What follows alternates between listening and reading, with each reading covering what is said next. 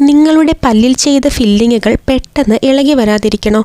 അതിനായി regular dental checkup നടത്തി പല്ലിൻ്റെയും ഫില്ലിങ്ങിൻ്റെയും നിലവാരം പരിശോധിക്കണം.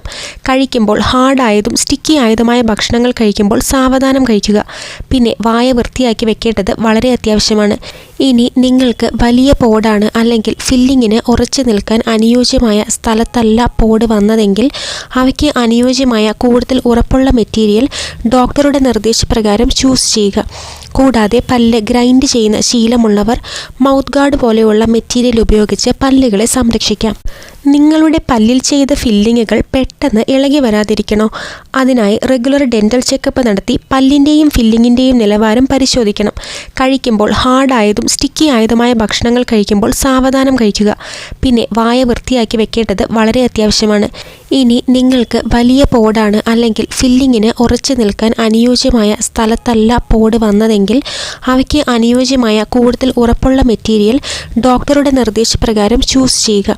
കൂടാതെ പല്ല് ഗ്രൈൻഡ് ചെയ്യുന്ന ശീലമുള്ളവർ മൗത്ത് ഗാർഡ് പോലെയുള്ള മെറ്റീരിയൽ ഉപയോഗിച്ച് പല്ലുകളെ സംരക്ഷിക്കാം.